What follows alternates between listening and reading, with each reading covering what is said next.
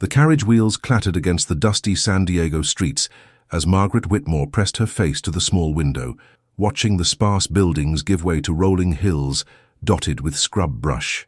The California sun beat down mercilessly, even in the late afternoon, and she could feel beads of perspiration forming beneath her woolen traveling dress. At 15, Margaret had never ventured so far from her family's estate in Boston, and everything about this frontier town seemed foreign and wild. "There it is, miss," called the driver, pointing with his weathered hand toward a two-story brick structure rising from the earth like a monument to civilization in the wilderness. The Whaley House. Margaret's breath caught in her throat. The house was magnificent, unlike anything she had expected in this rough territory. Built of red brick with white trim, it stood proud and imposing against the barren landscape. Yet something about its presence felt unsettling, as if the very ground beneath it harbored secrets too dark to speak aloud. As the carriage drew closer, Margaret noticed how the shadows seemed to linger longer around the house's foundation, even as the sun blazed overhead. The windows, arranged symmetrically across the facade, appeared to watch her approach like unblinking eyes. She shivered despite the heat and pulled her shawl tighter around her shoulders. The front door opened before the carriage had even come to a complete stop, and Thomas Whaley himself emerged to greet her. He was a distinguished man in his 30s, with dark hair and kind eyes, but Margaret detected something strained in his smile as he approached. "Miss Whitmore, welcome to our home," Thomas said, extending his hand to help her down from the carriage. "I trust your journey from Boston wasn't too arduous." "It was quite long, Mr. Whaley, but fascinating," Margaret replied, accepting his assistance.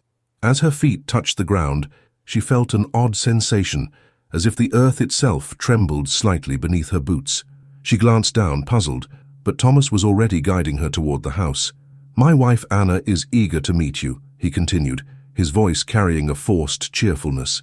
"She's been preparing your room all week. I'm afraid we're still settling in ourselves. We only moved in a few months ago." As they approached the front steps, Margaret noticed strange dark stains in the brick near the foundation. When she paused to examine them more closely, Thomas quickly stepped between her and the wall. "Just some water damage from the winter rains," he explained hastily. "Nothing to concern yourself with. Come, let's get you inside where it's cooler." The interior of the house was even more impressive than the exterior. Rich mahogany furnishings filled the rooms, and elegant wallpaper adorned the walls. A grand staircase curved upward from the main hallway, its polished banister gleaming in the lamplight. Yet despite the obvious wealth and care put into the home's decoration, Margaret couldn't shake the feeling that something was fundamentally wrong. Anna Whaley appeared at the top of the staircase, a woman in her late 20s with auburn hair and a warm smile that seemed more genuine than her husband's. She descended gracefully, her silk dress rustling with each step. "Margaret, dear, how lovely you look," Anna said, embracing the girl gently. "You must be exhausted. Come, let me show you to your room so you can rest before dinner." As they climbed the staircase together, Margaret ran her hand along the smooth wooden banister. For just a moment, she could have sworn she felt another hand beneath hers, cold and rough with calluses. She jerked her hand away, but when she looked, there was nothing there. "Is everything all right?" Anna asked, noticing Margaret's sudden movement. "Yes, I just thought I felt something," Margaret replied, though she couldn't quite explain what that something had been. Anna's expression grew slightly tense, and she exchanged a quick glance with her husband, who had followed them upstairs. "The wood can be quite cold even on warm days like this. The house is still settling, you know. Sometimes we hear strange creaking sounds at night, but it's perfectly normal for a new home." Margaret nodded, though she sensed there was more to Anna's explanation than she was revealing. As they reached the second-floor landing, she noticed that several of the family portraits hanging on the walls seemed to have their eyes following her movement. She told herself it was merely a trick of the light filtering through the windows, but the sensation persisted. Her room was lovely, decorated in soft blues and whites, with a large window overlooking the backyard. Anna had placed fresh flowers on the dresser, and the bed was made with crisp linens that smelled of lavender. "I'll leave you to freshen up," Anna said. "Dinner will be served at 7. Please make yourself completely at home." After Anna left, Margaret unpacked her belongings and changed into a fresh dress. As she brushed her hair at the mirror, she noticed movement in the reflection behind her. She spun around, but the room was empty. When she turned back to the mirror, everything appeared normal, yet she couldn't shake the feeling that she was being watched. From somewhere deep within the house came the sound of footsteps, slow and deliberate, echoing through the halls. Margaret opened her door and peered out, but the corridor was empty. The footsteps continued for several more moments before fading into silence. As evening approached and the shadows grew longer, Margaret began to understand that her stay at the Whaley House would be far from ordinary. Something lurked within these walls, something that the cheerful facade of her hosts couldn't quite conceal.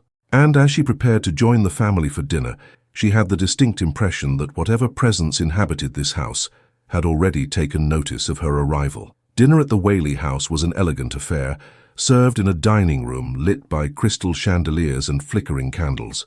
The table was set with fine china and silver that reflected the dancing flames, creating an atmosphere that should have been warm and inviting.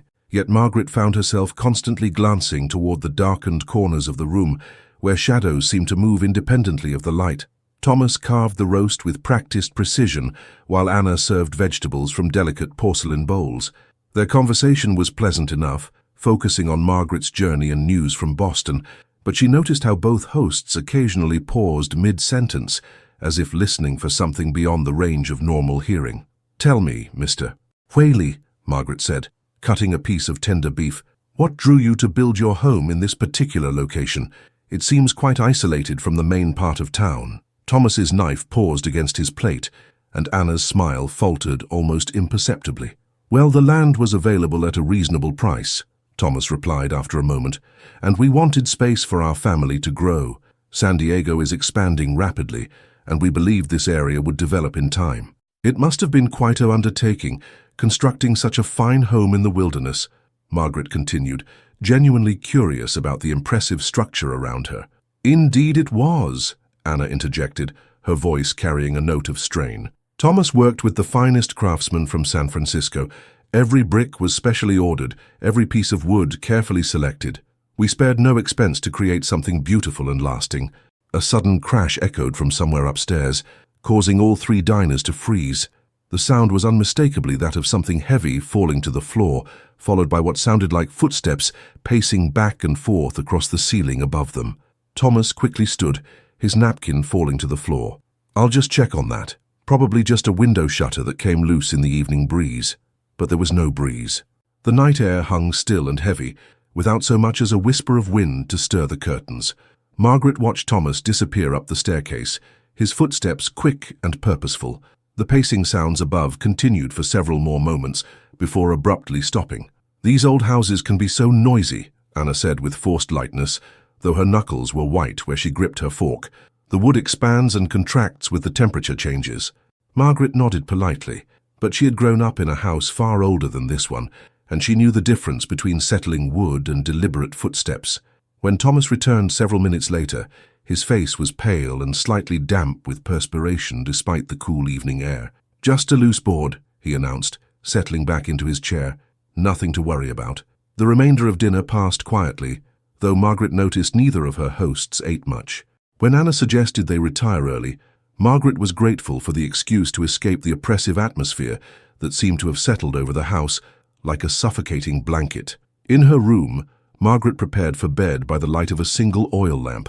As she brushed her hair, she found herself studying her reflection carefully, half expecting to see something that shouldn't be there. The mirror showed only her own face, tired from travel and strained by the evening's strange occurrences. She had just blown out the lamp and settled under the covers when the footsteps began again. They started directly above her room, slow and measured, like someone pacing in distress. Back and forth, the heavy tread continued for what felt like hours. Margaret lay perfectly still, listening, trying to convince herself it was merely Thomas or Anna moving about upstairs. But she remembered the layout Anna had shown her earlier. There was no room directly above hers. Only the attic space that Anna had mentioned was used for storage, and these footsteps were too heavy, too deliberate to be caused by mice or settling wood. Around midnight, the pacing stopped abruptly. Margaret held her breath, straining to hear any other sounds. The silence stretched on until she began to relax, thinking whatever had been causing the disturbance had finally ceased. Then came the sound that made her blood freeze in her veins. From somewhere in the house, a man's voice rose in anguish, crying out words she couldn't quite understand, but whose tone of desperation and rage was unmistakable. The voice seemed to echo from within the very walls themselves, as if the house had absorbed the sound and was now releasing it back into the night air. Margaret sat up in bed, her heart pounding so loudly she was certain it could be heard throughout the house. The voice came again, clearer this time, speaking words that chilled her to the bone. "Justice," the voice moaned, the single word drawn out like a dying breath. "Justice denied. Justice demanded." She pulled the covers up to her chin, every instinct telling her to hide beneath the blankets like a frightened child.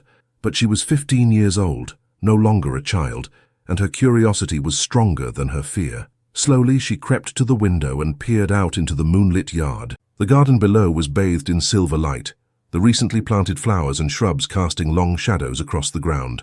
For a moment, everything appeared peaceful and normal. Then she saw him. A figure stood near the back fence, partially obscured by the shadow of a large oak tree. It was definitely a man, tall and broad-shouldered, wearing clothes that seemed somehow wrong for the current time period. Even from her second-story window, she could sense his agitation as he paced back and forth along the fence line, his movements jerky and unnatural. Margaret rubbed her eyes, certain she must be seeing things, but when she looked again, the figure was still there. As if sensing her gaze, the man suddenly stopped pacing and turned toward the house.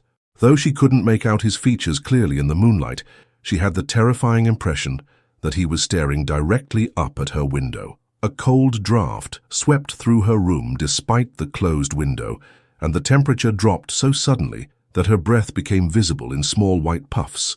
The figure in the yard raised one arm, pointing directly at her, and Margaret stumbled backward from the window, her legs tangling in her nightgown. When she gathered the courage to look outside again moments later, the yard was empty. Only the shadows of the garden plants moved in the moonlight, and even the air in her room had returned to its normal temperature. But sleep would not come that night, as Margaret lay awake wondering what she had witnessed, and whether the Whaley House held secrets far darker than its elegant facade suggested. Margaret awoke the next morning feeling as though she hadn't slept at all. Dark circles shadowed her eyes, and her limbs felt heavy with exhaustion. Sunlight streamed through her bedroom window, making the previous night's events seem like fragments of a particularly vivid nightmare. Yet she knew what she had seen and heard was all too real. At breakfast, Thomas and Anna appeared refreshed and cheerful, as if they had experienced none of the disturbances that had kept Margaret awake. Anna hummed softly as she served fresh biscuits and jam, while Thomas read portions of a letter from his business associates in San Francisco aloud. "Did either of you hear anything unusual last night?" Margaret asked carefully, spreading butter on her biscuit. "I thought I heard footsteps in the attic and some sort of calling or shouting." The silence that followed her question was profound. Thomas slowly lowered his letter, and Anna's humming ceased abruptly. They exchanged one of those meaningful glances that married couples share when confronting an uncomfortable topic. "You probably heard coyotes," Thomas said finally. "They come down from the hills at night and can make quite a racket. As for footsteps, well, old houses do tend to creak and settle, especially when the temperature changes." Margaret nodded politely, though she remained unconvinced. Coyotes didn't sound like human voices crying out for justice, and settling wood didn't pace back and forth with such deliberate rhythm. She decided to try a different approach. "This house is so beautiful and well constructed. I imagine it must have quite a history already, even being so new. What was here before you built it?" Again, that uncomfortable silence stretched between her hosts. Anna suddenly became very interested in rearranging the items on the breakfast table, while Thomas cleared his throat several times before answering. "Nothing of particular interest," he said, his voice carefully neutral. "Just empty land that had been used for various purposes over the years. San Diego has changed hands so many times between Mexico and the United States that records of previous land use can be quite spotty." "Various purposes," Margaret pressed gently. "For what sort of purposes?" Thomas stood abruptly, folding his letter with sharp, precise movements. "I'm afraid I have business to attend to in town today. Anna, perhaps you could show Margaret around the house and grounds. I'm sure she'd enjoy seeing more of our property." With that obvious deflection, Thomas gathered his hat and coat and departed, leaving Margaret alone with Anna. The older woman fidgeted with her coffee cup, clearly uncomfortable with the direction the conversation had taken. "Anna," Margaret said softly, "please forgive me if I'm being too forward, but I sense there's something about this house that troubles you both. Last night was unusual. If there's something I should know for my own safety or peace of mind, I would appreciate your honesty." Anna's composure cracked slightly, and for a moment Margaret saw genuine fear flash across her features. The woman glanced toward the windows as if checking to ensure they weren't being overheard, then leaned closer across the table. "Margaret, you seem like a sensible young woman, so I'll tell you this much," Anna whispered. "This land has seen tragedy. Before we built our home here, this spot was used as a place of execution. Several men were hanged from the old pepper tree that used to stand where our garden is now." Margaret's blood chilled. "Hanged? When? For what crimes?" "The most recent was about 5 years ago. A man named James Robinson. He was accused of stealing a boat, but many people believed he was innocent. The trial was rushed and he maintained his innocence right up until—" Anna paused, unable to finish the sentence. "Until they executed him," Margaret completed quietly. Anna nodded, tears forming in her eyes. "Thomas bought the land from the county at a reduced price because of its history. We thought we could build something beautiful here, something that would honor this place with new life and happiness. But sometimes, I wonder if we made a terrible mistake." "Have you experienced the same things I have? The footsteps, the voices, the cold drafts?" "Every night," Anna admitted, her voice breaking. "Thomas refuses to speak of it, insists it's all in our imagination, but I know what I've seen and heard. There's something in this house, Margaret, something angry and restless that doesn't want us here." Before Margaret could respond, a tremendous crash echoed from the parlor, followed by the sound of splintering wood. Both women rushed toward the noise and found one of the heavy mahogany chairs overturned, its back broken clean in half. The Persian rug beneath it was rumpled, as if something heavy had been dragged across it. "How could this have happened?" Margaret asked, examining the damaged furniture. "This chair must weigh 50 pounds or more." Anna's face had gone completely white. "He's getting stronger," she whispered. "The disturbances have been increasing ever since we moved in, but breaking furniture in broad daylight. This is new." "He?" Margaret turned to face Anna directly. "You mean James Robinson? You believe his spirit is responsible for these occurrences?" "I don't know what else to think," Anna replied, wrapping her arms around herself despite the warm morning air. "Thomas says I'm being superstitious, that there must be logical explanations for everything. But how do you logically explain voices in the night calling for justice? How do you explain cold spots that move through the house like a living thing? How do you explain this?" She gestured. Helplessly at the broken chair, Margaret knelt beside the damaged furniture, running her fingers along the splintered wood. The break was clean and straight, as if the chair had been snapped by tremendous force applied with surgical precision. "Anna, have you considered leaving, finding another home? Thomas has invested everything we have in this place," Anna said sadly. "He's convinced that if we just ignore whatever is happening, it will eventually stop. But I fear it's only going to get worse. And now that you're here—" "What do you mean?" "The disturbances have been more frequent since you arrived. It's as if your presence has stirred up something that was lying dormant. I'm frightened for you, Margaret. I'm frightened for all of us." As if summoned by her words, the temperature in the room suddenly plummeted. Both women could see their breath misting in the air, and frost began forming on the inside of the windows. From somewhere deep within the walls came the sound of scratching, as if fingernails were clawing desperately at the wood and plaster. Margaret felt a presence behind her, cold and angry and impossibly strong. She turned slowly, knowing with absolute certainty that she would see something that would change her understanding of the world forever. In the doorway stood the figure of a man, translucent and shimmering, like heat waves rising from summer pavement. His clothes were those of a working man from several years past, and his face was twisted with rage and desperate sorrow. When he spoke, his voice seemed to come from everywhere and nowhere at once, echoing through the house like thunder. "Justice," he said, his eyes fixed directly on Margaret. "Justice denied must be justice claimed.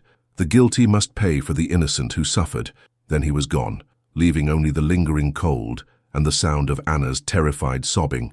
The afternoon sun cast long shadows through the windows of the Whaley House as Margaret and Anna sat in the parlor, both women still shaken from their morning encounter with the ghostly figure. Anna had managed to compose herself somewhat, though her hands trembled as she poured tea from the silver service. "We mustn't tell Thomas about what we saw," Anna said quietly, glancing toward the front door as if expecting her husband's immediate return. "He becomes so agitated when I mention anything unusual. He's convinced that acknowledging these occurrences will somehow make them worse." Margaret accepted the delicate china cup, noting how the hot tea provided welcome warmth after the supernatural chill that had filled the room earlier. But surely he must have experienced something himself. The voices, the footsteps, the cold drafts. If he has, He refuses to admit it, Anna replied, settling into her chair with visible exhaustion. Thomas is a practical man who built his fortune through logic and determination. The idea that something beyond his control might be affecting our home is simply unacceptable to him. Their conversation was interrupted by the sound of wheels clattering up the drive, followed by Thomas's cheerful voice calling out instructions to someone. Anna quickly moved to the window and peered through the lace curtains. "Oh my," she said with surprise. "Thomas has brought Mr. Morrison with him." "Mr. Morrison?" "He's a photographer from San Francisco, quite well regarded for his portrait work. Thomas mentioned wanting to commission a family photograph, but I didn't expect him so soon." Margaret watched through the window as Thomas helped a thin, scholarly-looking man unload an impressive array of photographic equipment from the back of a wagon. There were wooden boxes, metal stands, and what appeared to be a large camera mounted on a tripod. "Perhaps this is exactly what we need," Thomas announced as he entered the parlor, followed by the photographer. "Something normal and pleasant to focus on instead of dwelling on, instead of letting our imaginations run wild." Mr. Morrison was a serious man in his 40s, with wire-rimmed spectacles and ink-stained fingers that spoke of his dedication to his craft. He surveyed the interior of the house with an artist's eye, noting the quality of light filtering through the windows and the elegant proportions of the rooms. "This is a magnificent home, Mr. Whaley," Morrison said, adjusting his spectacles as he examined the grand staircase. "The natural light from these tall windows will be perfect for portraiture. I believe that staircase would make an excellent backdrop, very dignified and stately." Thomas beamed with pride. "Precisely what I was hoping to hear. Anna, Margaret, Mr. Morrison would like to take several photographs this afternoon, while the light is optimal." Anna looked uncertain, casting nervous glances toward the staircase, where Margaret had first felt that strange, cold touch on the banister. "Perhaps we could use the parlor instead, or the front porch." "Nonsense," Thomas replied firmly. "The staircase is the finest architectural feature of the house. It should definitely be included in our family portrait." Mr. Morrison began setting up his equipment with practiced efficiency, positioning the camera at various angles and studying the light patterns on the polished wood and brass fittings. Margaret found herself drawn to watch his methodical preparations, fascinated by the complex process required to capture a single image. "The exposure will need to be quite long," Morrison explained, as he adjusted the camera's position. "You'll need to remain perfectly still for nearly a minute. Any movement will result in blurring." As the afternoon progressed, Morrison took several photographs of Thomas and Anna together, then individual portraits of each family member. Finally, he suggested a photograph of Margaret alone on the staircase. "Young ladies often appreciate a formal portrait," he said kindly, "something elegant that captures the grace of youth." Margaret felt oddly reluctant to pose on the staircase, remembering her previous encounters with the mysterious presence that seemed to linger there. But Thomas was so enthusiastic about showcasing his home, and Anna, despite her obvious nervousness, nodded encouragingly. "It would be lovely to have a photograph to send to your parents in Boston," Anna said. "They would be so pleased to see how well you look." Margaret positioned herself as Morrison directed, one hand resting lightly on the banister, while her dress arranged gracefully on the steps. The photographer made several adjustments to his equipment, muttering to himself about light angles and exposure times.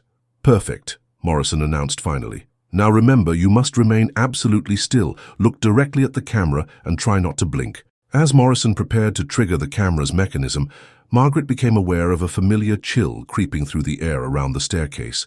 The temperature dropped noticeably, and she could see her breath beginning to mist slightly. She glanced toward Anna, who had grown pale and was gripping the back of a chair with white knuckles. "Is everything all right?" Morrison asked, noticing the sudden tension in the room. "Quite fine," Thomas said quickly, though his own voice carried a note of strain. "Please proceed with the photograph." Margaret forced herself to remain motionless as Morrison activated the camera, though every instinct screamed at her to flee from the staircase. The cold intensified, and she could swear she felt another presence on the stairs beside her, something solid and real despite being invisible to the naked eye.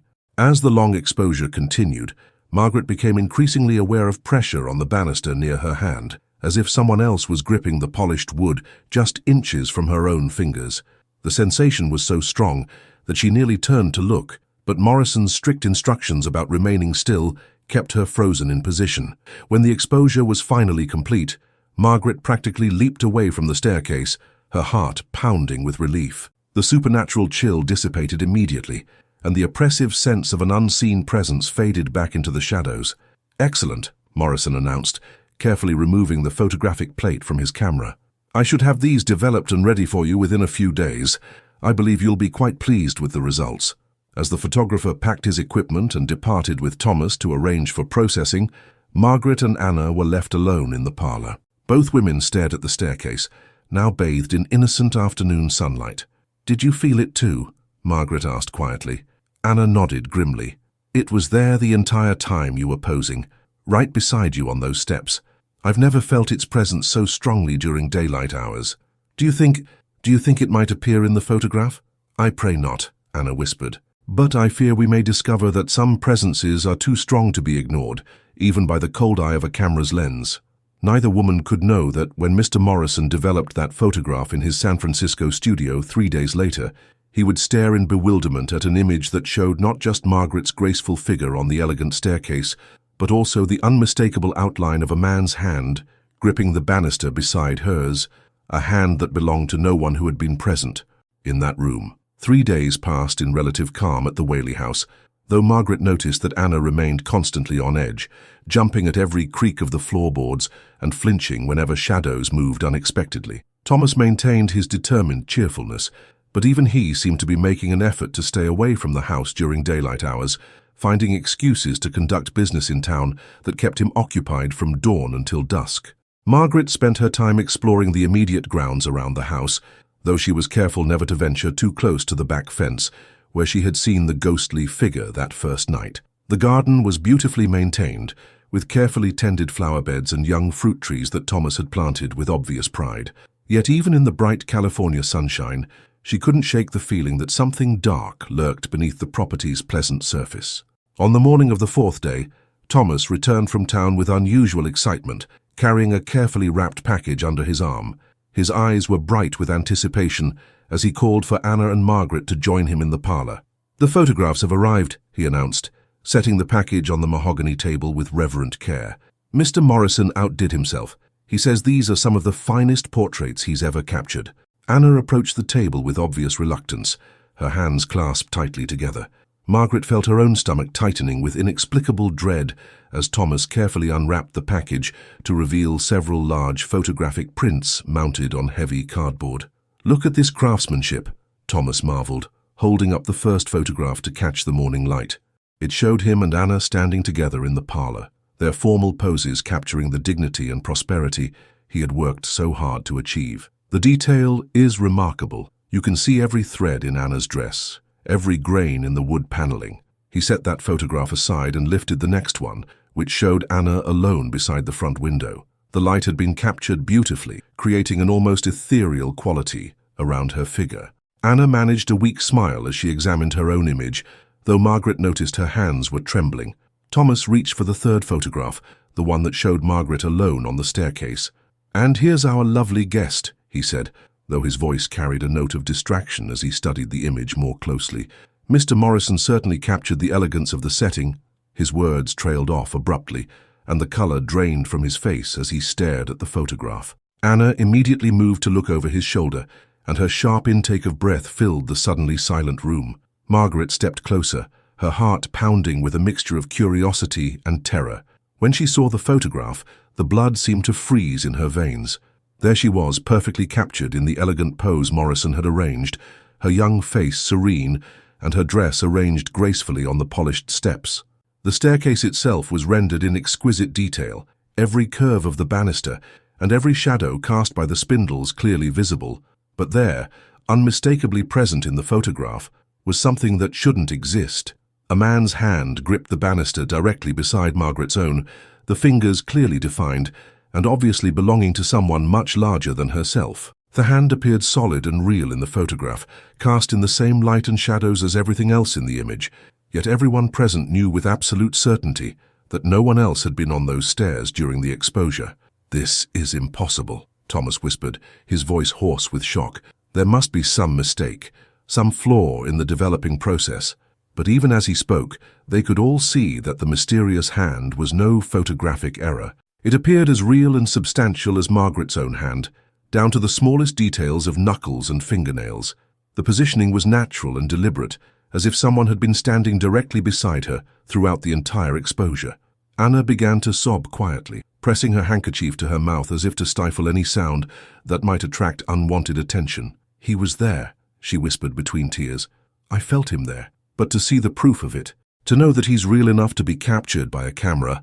Margaret studied the photograph with growing horror, remembering the cold presence she had sensed during the sitting, the feeling of another hand gripping the banister near her own. The photographic evidence confirmed what she had experienced, but had hoped was merely imagination. "We have to leave this house," Anna said suddenly, her voice rising with panic. "Thomas, we have to leave immediately. This photograph proves that we're sharing our home with something that shouldn't exist, something that grows stronger every day." "There has to be a rational explanation," Thomas insisted, though his conviction sounded forced even to himself. "Perhaps the photographic plate was damaged, or there was some chemical reaction during development." "Look at it, Thomas," Margaret said quietly, pointing to specific details in the image. "Look at how the light falls across those fingers, how the shadows are cast in perfect proportion to everything else in the photograph. This isn't a flaw or an accident. This is documentation of something that was actually there." Thomas sank into his chair, the photograph trembling in his hands, as the full implications of what they were seeing began to penetrate his practical mind. For months, he had dismissed his wife's fears and his own uneasy feelings as products of overactive imagination, but photographic evidence was impossible to rationalize away. "James Robinson," Anna whispered, the name falling from her lips like a curse. "This is his hand in the photograph. He's been trying to tell us something, trying to communicate with us, and we've been ignoring him." "What could he possibly want?" Thomas asked, though his voice suggested he feared the answer. Margaret studied the mysterious hand in the photograph, noting the calloused fingers and rough skin that spoke of a life of hard labor. There was something almost desperate about the way those fingers gripped the banister, as if the ghost was clinging to the physical world through sheer force of will. "He said it himself," Margaret replied, remembering the words that had echoed through the house like thunder. "Justice. He was wrongfully executed, died for a crime he didn't commit. His spirit can't rest until that injustice is somehow addressed." "But what can we do?" Anna asked, her voice breaking with desperation. "The man has been dead for 5 years. The people who condemned him, the witnesses who testified against him, they've all moved on with their lives.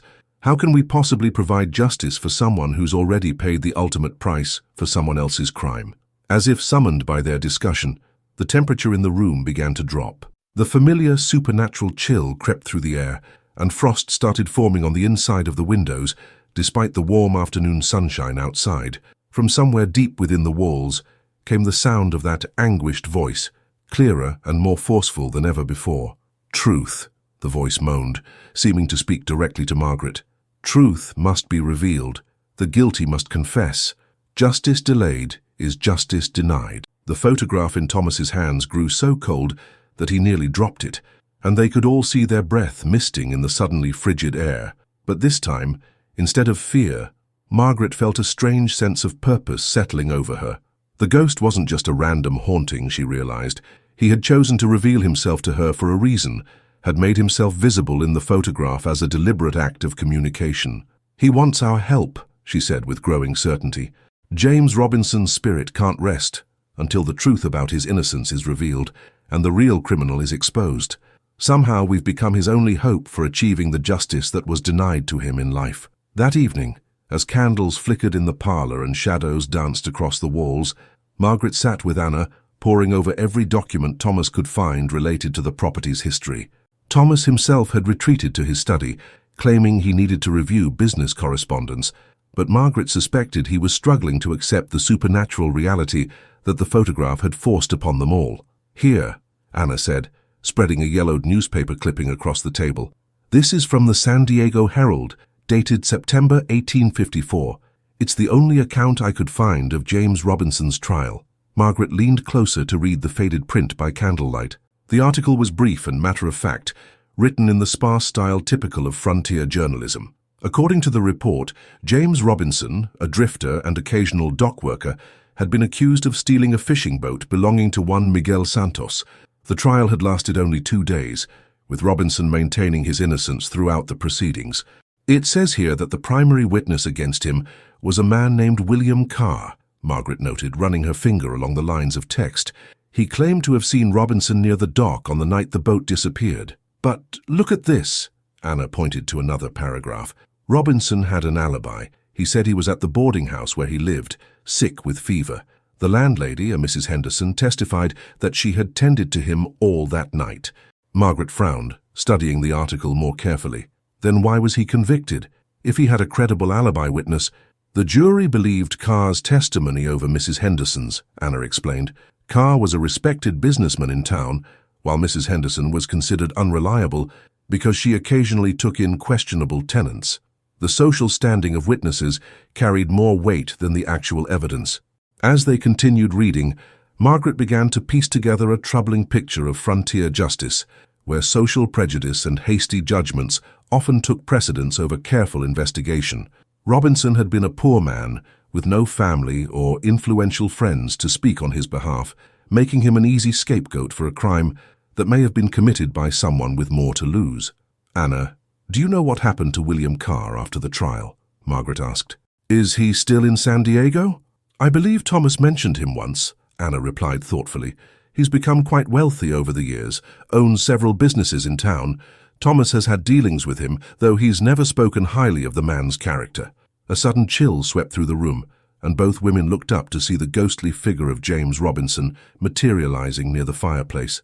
He appeared more solid than before, his features clearly visible in the candlelight. His face bore the marks of a hard life, with deep lines around his eyes and a mouth set in permanent bitterness.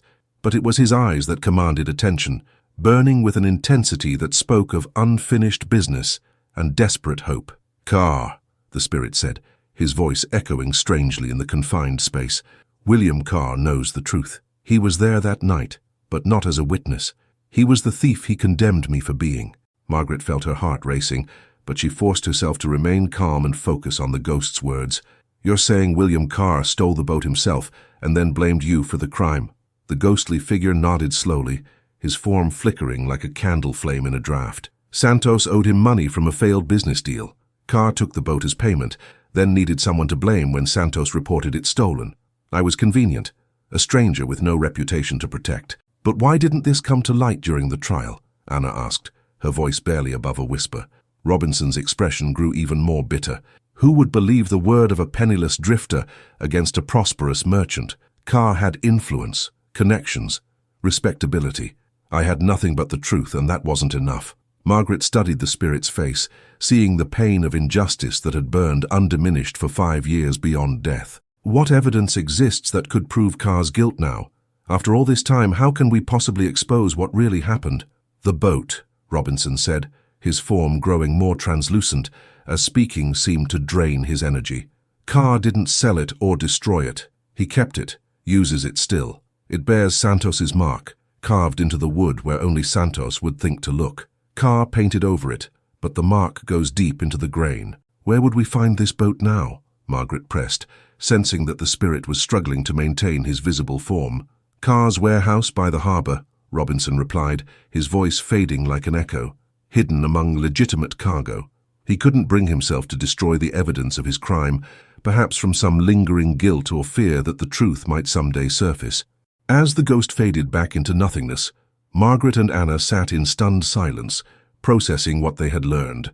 The supernatural visitation had provided them with specific information that could potentially prove Robinson's innocence and expose the real criminal, but acting on that information would require courage and careful planning. We have to tell Thomas, Anna said finally. If there's physical evidence that could vindicate James Robinson, we have an obligation to investigate. Will Thomas believe us? Margaret asked. He's been so resistant to accepting anything supernatural about this house. The photograph changed everything, Anna replied with conviction. He can no longer deny that something extraordinary is happening here, and if we can find concrete proof of Carr's guilt, Thomas's business sense will tell him that exposing a fraud is the right thing to do, regardless of the supernatural circumstances that led us to the truth. Margaret nodded, though she felt a chill that had nothing to do with ghostly presences. William Carr had spent 5 years believing his secret was safe, building his prosperity on the foundation of another man's wrongful death. If they attempted to expose him, they would be challenging someone with wealth, influence, and a desperate need to keep the truth buried. From upstairs came the familiar sound of pacing footsteps, but this time they seemed different, less agitated and more purposeful. James Robinson's spirit was no longer simply haunting the house in aimless frustration. He had found allies willing to help him seek justice, and his supernatural energy was focusing toward a specific goal. As Margaret prepared for bed that night, she realized that her comfortable life as a visiting guest had transformed into something far more dangerous and significant. She was no longer merely a witness to supernatural phenomena, but an active participant in a quest for justice that would determine whether a tortured soul could finally find peace or whether the guilty would continue to profit from their crimes. The stakes had risen dramatically, and Margaret sensed that the most perilous part of her stay at the Whaley House was yet to come. The next morning brought an unexpected test of Thomas's newfound acceptance of the supernatural when he discovered Margaret and Anna waiting for him in the breakfast room with the mysterious photograph displayed prominently on the table. His face grew pale as he approached, but he no longer attempted to dismiss what his eyes clearly showed him. "I've been thinking about this all night," Thomas said quietly, settling into his chair with obvious reluctance. "I've built my entire life on logic and evidence, on things that can be measured and verified. But this," he gestured toward the photograph, "this challenges everything I thought I understood about the world." Margaret exchanged a meaningful glance with Anna before speaking. "Thomas, we learned something important last night. James Robinson's spirit appeared to us again, and he provided specific information about how we might prove his innocence." "The ghost spoke to you directly?" Thomas asked, his voice hoarse with disbelief. "He told us that William Carr was the real thief," Anna explained. "According to Robinson, Carr stole Miguel Santos's boat to settle a debt, then blamed the crime on an innocent man to avoid prosecution himself." Thomas was quiet for several long moments, absorbing this information. Margaret could see the conflict playing out across his features as his practical business mind wrestled with the supernatural source of their intelligence.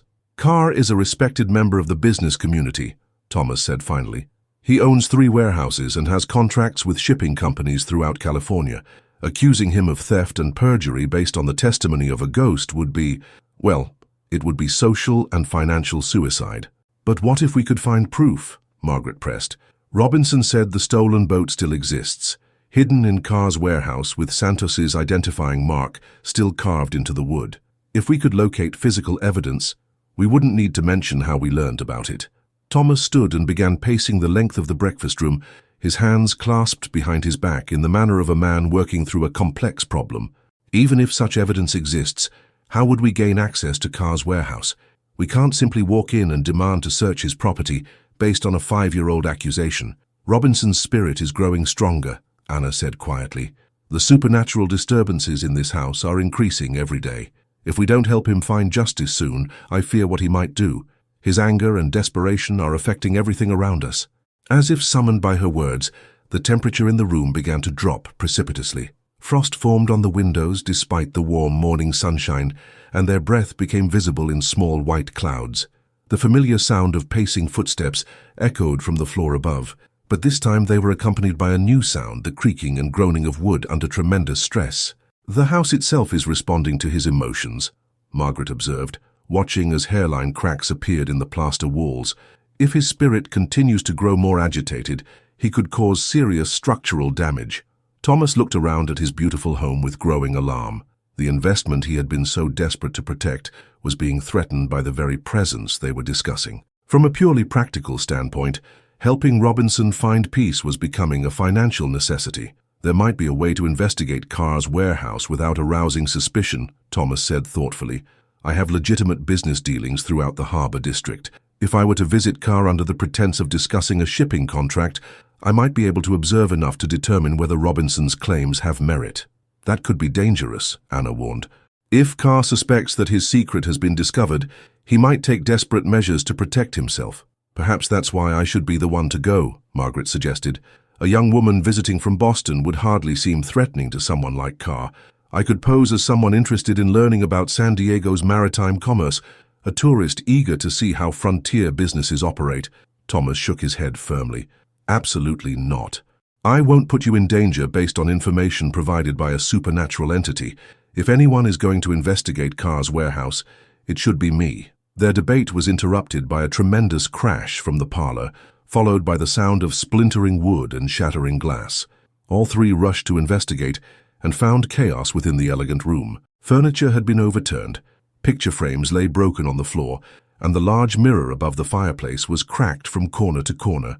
In the midst of the destruction stood the ghostly figure of James Robinson, more solid and vivid than they had ever seen him. His face was contorted with rage, and his hands appeared to be dripping with some dark substance that might have been blood. 5 years, he bellowed, his voice shaking the very foundations of the house. 5 years of injustice while the guilty man prospers and builds his fortune on my grave. How much longer must I wait for someone to act with courage instead of caution? We want to help you, Margaret said, stepping forward despite the danger. But we need to be careful.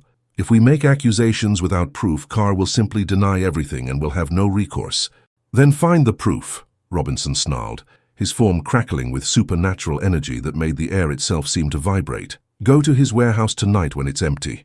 I will guide you to what you seek, but you must have the courage to act. Breaking into private property is illegal, Thomas protested. If we're caught, we could face criminal charges ourselves. Robinson's laughter was bitter and hollow. I faced criminal charges for a crime I didn't commit.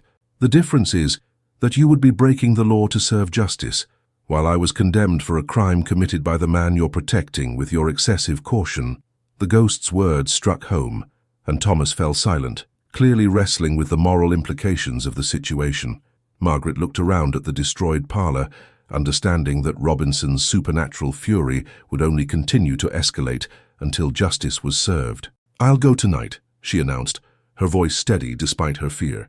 With or without help, I'll find a way into that warehouse and locate the evidence we need. Margaret, no, Anna gasped. It's too dangerous. The danger will only increase if we continue to delay, Margaret replied, meeting Robinson's burning gaze with determination. His spirit is growing more powerful and more desperate every day. If we don't act soon, he may lose control entirely and become truly dangerous to everyone in this house. Thomas looked from his wife's frightened face to Margaret's resolute expression, then to the ghostly figure whose presence had turned their comfortable home into a battleground between the living and the dead. Finally, with obvious reluctance, he nodded. If we're going to do this, we'll do it properly, he said with grim determination. I know the layout of the harbor district, and I have contacts who can tell us when Carr's warehouse will be unguarded. But we go together, and we're extremely careful. One mistake could ruin all our lives. Robinson's form began to fade, but his voice carried clearly through the damaged room. Tonight, when the moon is dark and the harbor sleeps, I will be waiting to guide you to the truth that has been hidden for far too long. As the ghost disappeared, leaving only the wreckage of the parlor as evidence of his supernatural tantrum, Margaret realized that there would be no turning back from the path they had chosen. Before another day passed, they would either find the evidence needed to vindicate an innocent man or face consequences that could destroy everything they held dear. The harbor district of San Diego took on an entirely different character after midnight. What had been a bustling center of commerce during the day now lay shrouded in darkness and fog rolling in from the Pacific. The wooden piers creaked ominously under the weight of moored vessels, and shadows seemed to move independently between the warehouses that lined the waterfront. Margaret pulled her dark cloak tighter around her shoulders as she followed Thomas through the maze of narrow streets that led to Carr's warehouse. Anna had remained at the house despite her protests, serving as a lookout who could raise an alarm if anyone came searching for them. The arrangement left Margaret feeling both grateful for Anna's safety and acutely aware of how isolated she and Thomas were in this dangerous venture. There, Thomas whispered, pointing toward a large wooden structure that sat apart from the other buildings. Carr's main warehouse. According to my contact at the harbormaster's office, the night watchman makes his rounds every 2 hours. We should have at least 90 minutes before he returns. The warehouse loomed before them like a sleeping giant, its windows dark and its massive doors secured with heavy chains and padlocks. Margaret felt her courage wavering as she contemplated the reality of what they were about to attempt. Breaking into private property was a serious crime, one that could result in imprisonment or worse if they were caught. As if sensing her hesitation, a familiar chill crept through the air around them. The fog seemed to swirl more purposefully, and Margaret caught glimpses of a translucent figure moving ahead of them toward the warehouse. He's here, she whispered to Thomas. Robinson's spirit is leading us. Thomas nodded grimly, though she could see him struggling with the surreal nature of following a ghost on a mission of criminal investigation. They approached the warehouse carefully, staying in the shadows cast by stacked cargo crates and coiled ropes. The ghostly figure of James Robinson materialized more clearly as they reached the building's side wall. He pointed toward a small window near the rear of the structure, one that appeared to be slightly ajar. "That window leads to Carr's private office," Robinson's voice echoed strangely in the foggy air. "From there you can access the main storage area where he keeps the boat hidden among legitimate cargo." Thomas examined the window, which was positioned about 8 feet above the ground. "I can boost you up," he told Margaret quietly. "You're small enough to fit through, and once you're inside, you can unlock the door for me." Margaret's heart pounded as she realized the moment of action had arrived. There would be no more planning or hesitation. Either she found the courage to climb through that window, or they would have to abandon their quest for justice. "What exactly am I looking for once I'm inside?" she asked Robinson's spirit. "A small fishing boat, painted blue but showing green underneath where the paint has worn thin," the ghost replied. "It will be covered with canvas, hidden behind larger vessels. Look for Santos's mark carved into the stern, a cross with 3 lines beneath it. Carr painted over it, but you should be able to feel the indentations in the wood." Thomas cupped his hands to form a step, and Margaret placed her foot in his palms. With his assistance, she was able to reach the window ledge and carefully work her way through the narrow opening. The office beyond was pitch black, forcing her to feel her way carefully toward what she hoped was the door leading to the main warehouse. The building creaked and groaned around her as she moved through the darkness, every sound magnified by her heightened nerves. Her fingers finally found the door handle, and she turned it slowly, wincing as the hinges squeaked in protest. The main warehouse was vast and filled with shadows that seemed to shift and move in the pale moonlight filtering through grimy windows. Stacks of crates and barrels created a maze of pathways, and several boats of various sizes sat covered with canvas tarps along the back wall. Margaret made her way carefully toward the boats, guided by Robinson's ghostly presence, which seemed to glow faintly in the darkness ahead of her. She could feel the spirit's growing excitement as they approached the covered vessels, his supernatural energy crackling through the air like electricity before a storm. "There," Robinson whispered, pointing toward a boat-shaped form covered by a particularly large tarp. "That one. Be careful, the canvas is tied down securely." Margaret began working at the ropes that held the tarp in place, her fingers fumbling with the knots in the darkness. As she pulled the canvas away, moonlight revealed a small fishing boat painted in faded blue, exactly as Robinson had described. But it was the stern of the vessel that made her gasp with recognition. There, barely visible beneath layers of blue paint, she could feel the carved indentations that formed Santos's identifying mark. The cross with 3 lines beneath it was exactly where Robinson had said it would be, proof positive that this was the stolen boat that had cost an innocent man his life. "I found it," she whispered to Robinson's spirit. "The mark is here, just as you said." But her triumph was short-lived. From somewhere in the warehouse came the sound of approaching footsteps, heavy and deliberate. A beam of lantern light began sweeping through the darkness, growing closer with each passing second. "Someone's coming," Margaret hissed, looking desperately for a place to hide. Robinson's ghostly form suddenly blazed with supernatural fury. "Carr," he snarled. He must have suspected something when Thomas began asking questions about shipping contracts. The lantern light grew brighter, and Margaret could hear a man's voice muttering angrily as he searched through the warehouse. She pressed herself against the side of a large crate, trying to remain invisible in the shadows, but she knew it was only a matter of time before the systematic search revealed her presence. "Who's there?" called a voice that must belong to William Carr. "I know someone's in here. Show yourself, or I'll call for the sheriff." Margaret's mind raced as she tried to think of a way to escape without being identified. The window she had entered through was too far away to reach without crossing the open floor, where she would certainly be seen. Robinson's spirit hovered nearby, his form crackling with rage and supernatural power. Suddenly, the ghost's energy erupted in a spectacular display of paranormal fury. Crates began toppling from their stacks, creating a tremendous crash that echoed throughout the warehouse. Lanterns hanging from the rafters began swinging wildly, casting crazy shadows across the walls. The very air seemed to vibrate with otherworldly force. Carr cried out in terror as the supernatural chaos erupted around him. His lantern fell from his shaking hands, plunging the warehouse back into darkness as the oil flame was extinguished. In the confusion, Margaret heard Thomas's voice calling her name from the direction of the office door. "This way, Margaret, quickly!" She ran toward the sound of his voice, guided by Robinson's glowing presence, and the continuing supernatural disturbance that kept Carr distracted and disoriented. Behind her, she could hear the man shouting for help, his voice high with panic as he struggled to understand what was happening in his warehouse. Thomas caught her hand as she reached the office, and together they fled through the door and back toward the window. The ghostly chaos continued behind them, providing cover for their escape as they made their way back through the dark streets toward the Whaley House.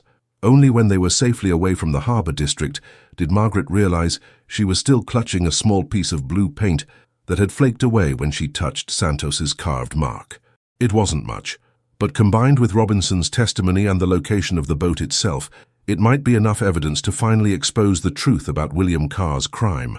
As they hurried through the fog-shrouded streets, Margaret could feel Robinson's spirit following them, his supernatural energy now focused and purposeful, rather than chaotic and destructive.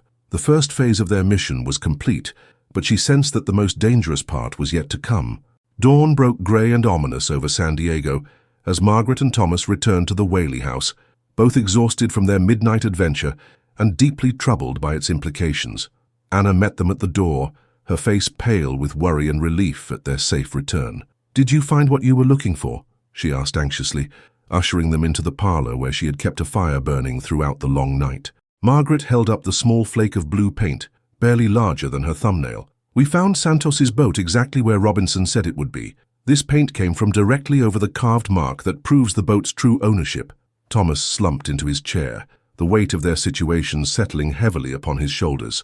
"Unfortunately, we were discovered.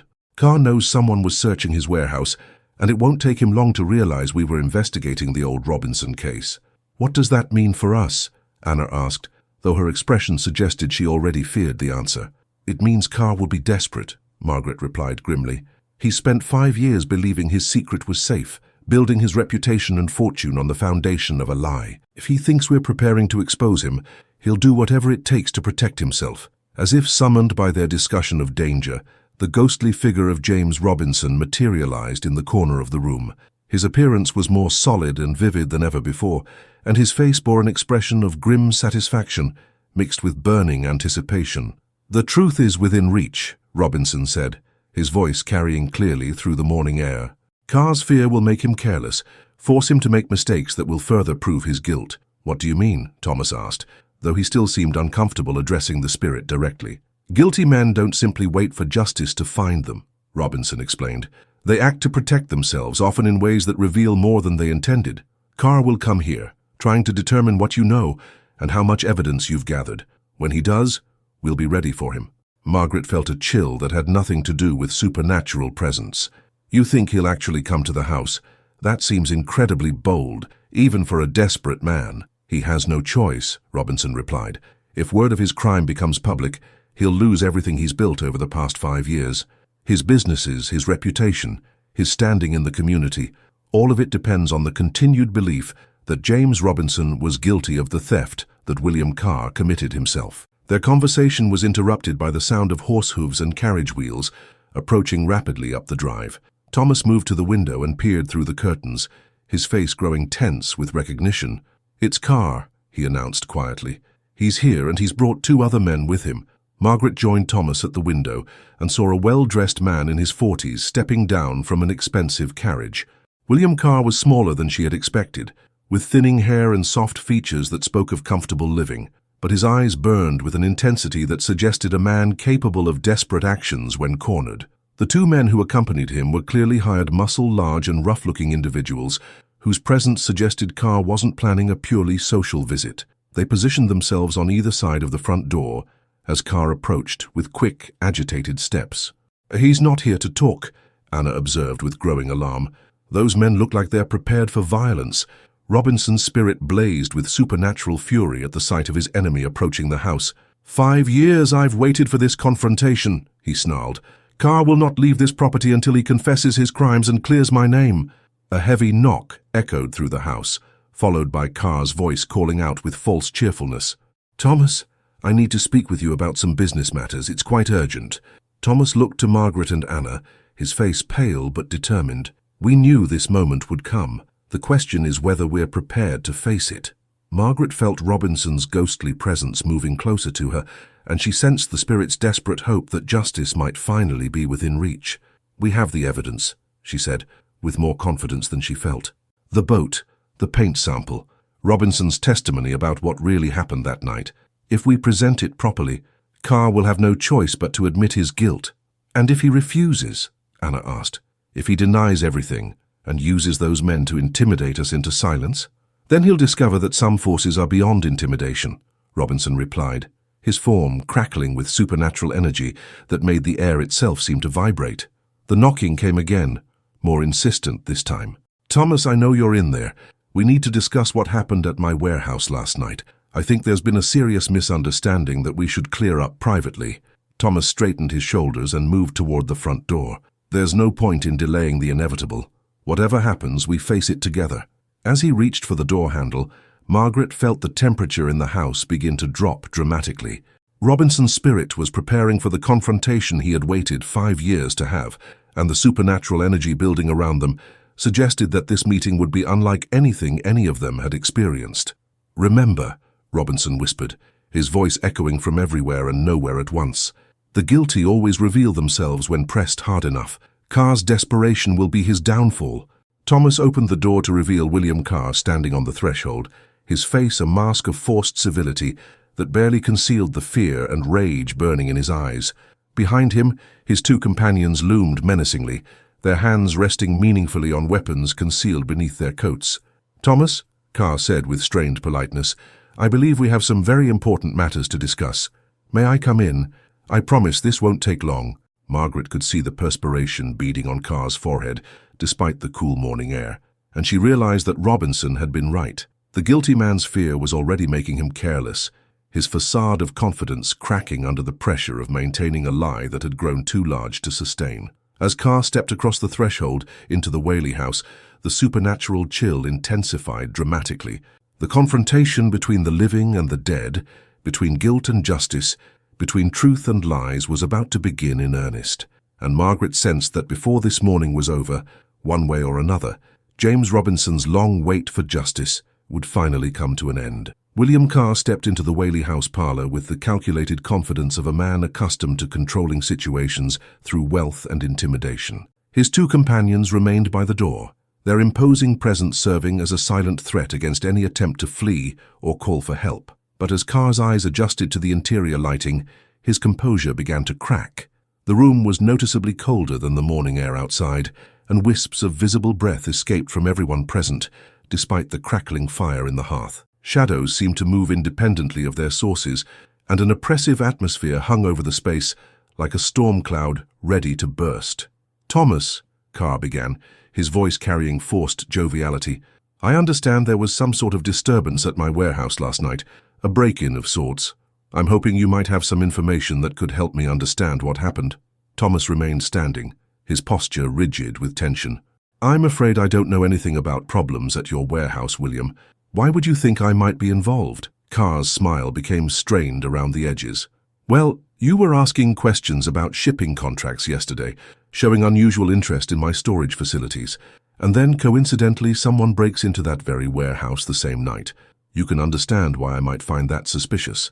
Margaret watched the exchange carefully, noting how Carr's eyes kept darting toward the corners of the room, as if searching for something he couldn't quite see. She realized that the man could sense Robinson's supernatural presence, even if he couldn't perceive the ghost directly. "What exactly are you accusing my husband of?" Anna demanded, stepping closer to Thomas in a show of solidarity. "I'm not accusing anyone of anything," Carr replied, though his tone suggested otherwise. "I'm simply trying to understand why someone would be interested in a boat that's been in my possession for several years. A fishing vessel I purchased legitimately from a man who needed quick cash." The temperature in the room dropped even further at the mention of the boat, and frost began forming on the inside of the windows. Carr noticed the sudden chill and pulled his coat tighter around himself, his eyes widening with confusion and growing fear. "That's interesting," Margaret said, her voice steady despite her racing heart, "because according to public records, that boat was reported stolen 5 years ago by Miguel Santos, the same boat that James Robinson was executed for allegedly stealing." Carr's facade crumbled entirely at the mention of Robinson's name. His face went white, and he took an involuntary step backward, bumping into one of his companions. "James Robinson was a thief and a liar," Carr said, his voice rising with desperation. "He was tried and convicted by a jury of his peers. The matter was settled years ago." "Was it?" Margaret pressed, producing the flake of blue paint from her pocket. "Because this paint came from Santos's boat, scraped from directly over the identifying mark that Santos carved into the wood, the same mark that you tried to hide when you painted over it." Carr stared at the tiny piece of evidence, with the horror of a man seeing his carefully constructed world collapsing. "That proves nothing," he stammered. "Paint flakes could come from anywhere." As if triggered by his denial, the supernatural activity in the room erupted with terrifying intensity. The fire in the hearth blazed higher, casting wild shadows across the walls. Pictures rattled in their frames, and the chandelier above swayed violently, despite the absence of any wind. Carr's two companions looked around in growing panic, clearly unprepared for anything beyond conventional intimidation. "Boss," one of them said nervously, "maybe we should leave. This place ain't natural." But Carr was beyond rational thought now, his desperation driving him to ever more frantic denials. "You have nothing," he shouted at Margaret. "No proof, no witnesses, nothing but the fantasies of a dead man and the imagination of a hysterical girl." The moment the words left his mouth, the ghostly figure of James Robinson materialized in the center of the room, more solid and vivid than ever before. His form blazed with supernatural fury, and his voice, when he spoke, seemed to shake the very foundations of the house. "Liar!" Robinson thundered, pointing directly at Carr. "Thief and murderer! You took Santos's boat to settle your debt, then watched an innocent man hang for your crime." Carr screamed at the sight of the ghost, stumbling backward in terror. His companions drew their weapons but found themselves unable to aim at a target that defied all natural law.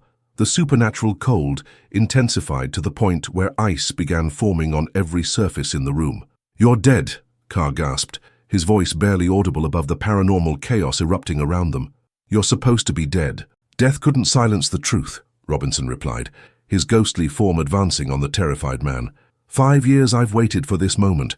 5 years of watching you prosper while my name remained stained with false accusations."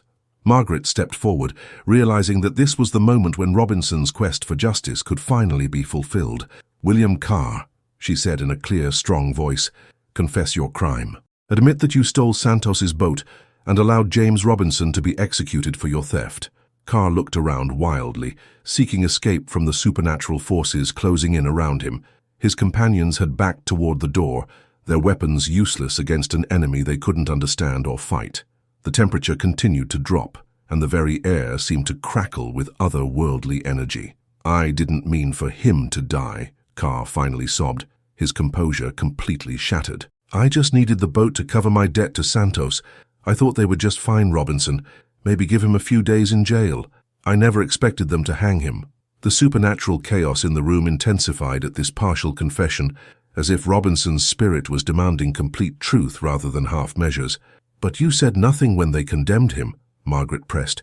"You stood silent while an innocent man was led to the gallows." "I was scared," Carr wailed, falling to his knees as the ghostly figure loomed over him. "I had a business to protect, a reputation to maintain. One man's life seemed like such a small price to pay for everything I had worked to build." Robinson's spirit blazed with triumph at this admission of guilt, but his expression remained implacable. "Small price?" he roared. "My life was everything to me, the only thing I had in this world, and you threw it away to protect your profits." The supernatural energy in the room reached a crescendo, and for a moment, Margaret feared that Robinson's fury might consume everything in its path. But then, suddenly, the ghost's expression changed. The rage faded from his features, replaced by something that looked almost like peace. "Justice," Robinson said quietly, his voice now calm and clear. "After 5 years, the truth has finally been spoken. My name is cleared, and the guilty man has confessed his crime." The temperature in the room began to return to normal, and the violent supernatural activity subsided. Carr remained on his knees, weeping with the relief of a man who had finally shed an unbearable burden of guilt. His companions stood frozen by the door, their faces pale with shock at what they had witnessed. Margaret realized that this moment marked not just the resolution of Robinson's quest for justice, but also a turning point that would determine whether the ghost could finally find the peace that had eluded him for 5 years. The confession had been obtained. the truth revealed, but whether that would be enough to lay Robinson's spirit to rest remained to be seen. In the aftermath of Carr's confession, an eerie calm settled over the Whaley House parlor. The supernatural chaos that had erupted during the confrontation faded away, leaving only the soft crackling of the fire and the sound of Carr's quiet sobbing. Robinson's ghostly figure remained visible, but his form had grown translucent, as if the energy required for his dramatic manifestation was finally draining away. Thomas moved cautiously toward the broken man kneeling on his parlor floor, while Margaret and Anna watched in stunned silence. The two hired companions remained frozen by the door, their faces pale with shock at witnessing something that challenged everything they thought they knew about the natural world. "William," Thomas said quietly, "you need to make this confession public. James Robinson's name must be officially cleared, and Santos deserves to know what really happened to his boat." Carr looked up with red-rimmed eyes, his face haggard with the weight of 5 years of guilt finally brought to light. "What's the point?" he asked hoarsely. "Robinson is dead. Nothing I say now can bring him back or undo the injustice that was done." Robinson's spirit, still visible though increasingly faint, stepped closer to the kneeling man. "Justice isn't just about the dead," the ghost said, his voice now carrying a strange gentleness. "It's about the living who remember, who carry the burden of truth in their hearts. My name was blackened by false accusations. That stain must be removed, not just for my sake, but for the sake of anyone who knew me and wondered if they had misjudged an innocent man." Margaret found herself deeply moved by the ghost's words, understanding for the first time that Robinson's quest for justice had been about more than personal vindication. It was about the fundamental human need for truth to triumph over lies, for innocence to be recognized even after death. "There will be consequences," Anna warned, though her voice carried sympathy rather than accusation. "If you confess publicly, you'll face criminal charges for perjury at the very least. Your businesses, your reputation, everything you've built will be destroyed." Carr laughed bitterly, wiping tears from his cheeks. "Do you think I haven't lived with those consequences every day for 5 years? Do you think success built on a foundation of lies brings any real satisfaction? I've been a prisoner of my own guilt longer than Robinson was a prisoner in any jail cell." One of Carr's companions finally found his voice, though it shook with uncertainty. "Boss, maybe we should go. This whole situation is unnatural. We could just forget what happened here and walk away." "No," Carr said with sudden determination, struggling to his feet with obvious effort. "I'm tired of running from the truth, tired of waking up every morning wondering if today will be the day when someone discovers what I've done. At least if I confess voluntarily, I maintain some shred of dignity." Robinson's ghostly form began to glow with a soft, peaceful light that was completely different from the fierce supernatural energy he had displayed during the confrontation. "Confession is the first step toward redemption," the spirit said gently. "The path will be difficult, but at least it will be honest." Margaret watched in fascination as the ghost's appearance continued to change. The bitter anger that had defined his features for so long was fading away, replaced by something that looked remarkably like forgiveness. She realized that Robinson's quest for justice had transformed him as much as it had affected everyone else involved. "What happens now?" Thomas asked, looking around the room at the strange assembly of living and dead, guilty and innocent, accusers and confessors. "Now we go to the sheriff," Carr said, his voice gaining strength with each word. "I'll make a full confession, provide evidence about where the boat can be found and face whatever legal consequences follow. It's long past time for the truth to be told officially." Robinson nodded approvingly, his form now so translucent that the furniture beyond was clearly visible through his ghostly body. "Miguel Santos deserves to know what happened to his property," the spirit agreed, "and the people who served on the jury that condemned me deserve to know that they were deceived by perjured testimony." As they prepared to leave for town, Margaret noticed that Robinson's spirit was growing fainter with each passing moment. The supernatural energy that had bound him to the physical world seemed to be dissipating now that his primary purpose had been fulfilled. "James," she called softly, causing the ghost to turn toward her with a gentle smile. "What will happen to you now that the truth has been revealed?" Robinson's ghostly form paused in its fading, and for a moment his features became clear and solid once more. "I don't know," he admitted with surprising peace. "For 5 years my spirit has been anchored to this world by rage and injustice. Now that those bonds have been broken, I find myself free to discover what lies beyond." "Are you afraid?" Anna asked, stepping closer to the fading spirit. "No," Robinson replied, his voice growing distant but remaining calm. Death held no terrors for me when I was innocent of the crime I was accused of. Now that my innocence has been proven and my name cleared, I can face whatever comes next with a clean conscience.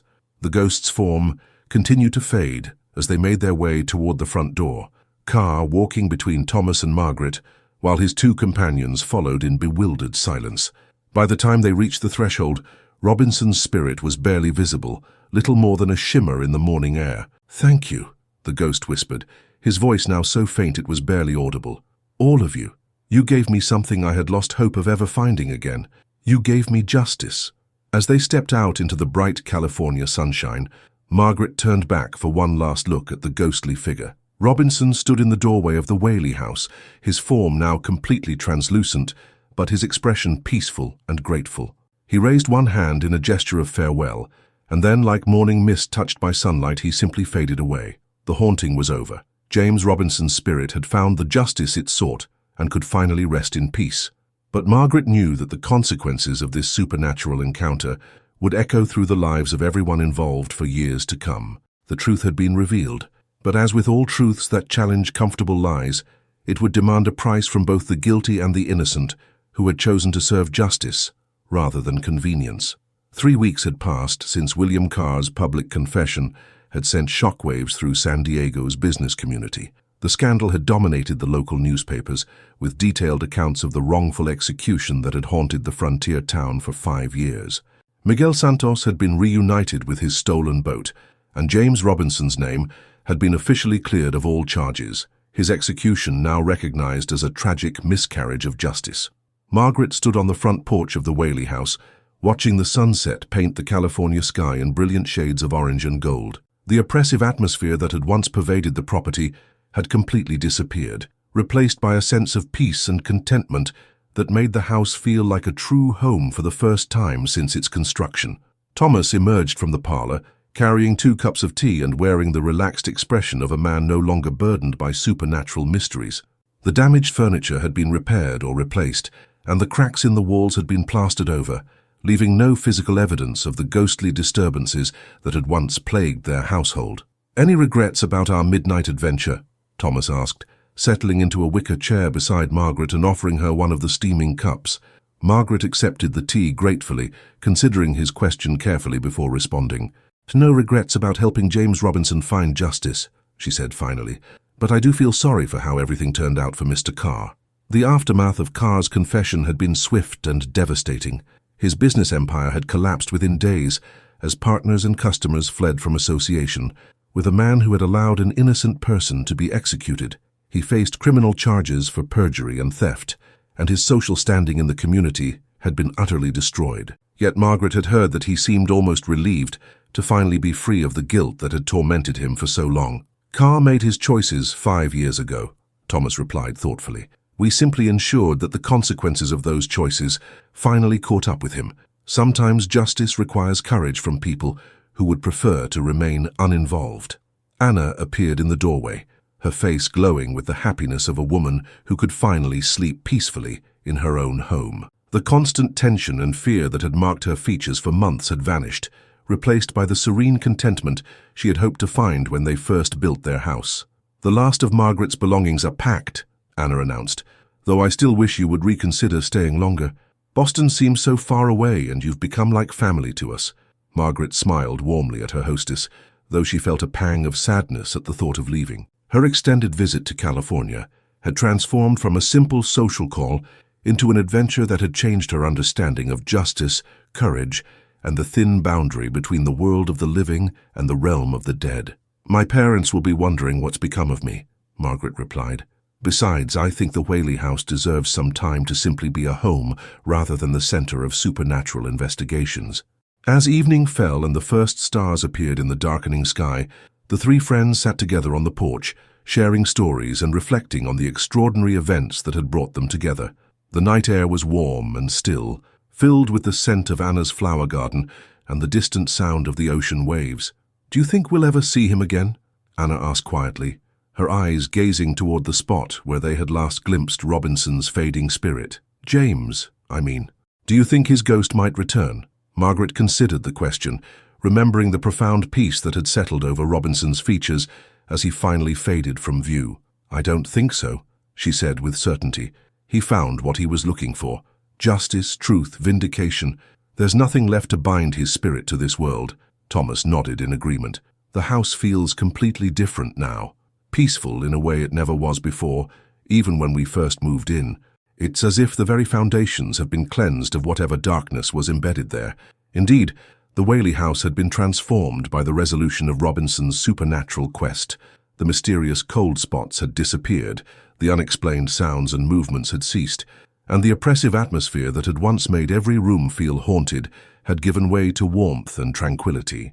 Margaret thought about the mysterious photograph that had started everything, the image that showed her pose on the staircase, with a ghostly hand beside her own on the banister. Thomas had decided to keep the photograph as a reminder of their extraordinary experience, though he had stored it carefully away, where casual visitors wouldn't stumble upon it and ask uncomfortable questions. "What will you tell people about what happened here?" Margaret asked, curious about how they would explain the dramatic events that had led to Carr's confession and Robinson's vindication. "The truth, as far as anyone needs to know it," Thomas replied. "We discovered evidence that suggested James Robinson might have been innocent of the crime he was executed for. We shared that evidence with the appropriate authorities, leading to a re-investigation that revealed the real culprit. We don't need to mention the supernatural aspects of our investigation." Anna laughed softly. "Can you imagine trying to explain to the sheriff that we received our information from a ghost? He would probably suggest we seek medical attention for our obvious mental disturbances." As the night deepened and they prepared to retire, Margaret felt a deep sense of satisfaction about her role in resolving the mystery that had haunted the Whaley House. She had come to California as a young woman seeking adventure and new experiences, but she was returning to Boston as someone who had learned that true courage sometimes requires standing up for justice, even when the beneficiary of that justice can no longer benefit from it in any earthly way. The next morning brought Margaret's departure for the long journey back to Boston. As the carriage rolled away from the Whaley House, she turned for one last look at the elegant brick structure that had been the setting for such extraordinary events. Sunlight streamed through the windows, casting no mysterious shadows or unexplained reflections. The house looked exactly like what it was, a beautiful home where a happy family lived in peace and contentment. But Margaret would never forget the lessons she had learned within those walls. She had discovered that justice is not just about punishing the guilty, but about vindicating the innocent.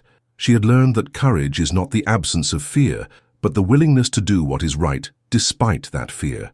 And perhaps most importantly, she had learned that some bonds transcend death itself, and that the human spirit's quest for truth and justice can be powerful enough to bridge the gap between the world of the living and whatever lies beyond.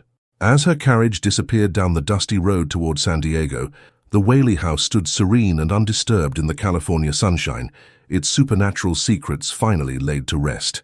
James Robinson's spirit had found the peace that had eluded him for 5 years, and the living had learned that sometimes the dead require the courage of the living to achieve the justice that death itself cannot provide. The haunting was over, but the memory of those extraordinary weeks would remain with Margaret, Thomas, and Anna for the rest of their lives, a reminder that truth and justice are worth fighting for, regardless of the cost or the seemingly impossible nature of the obstacles that stand in their way.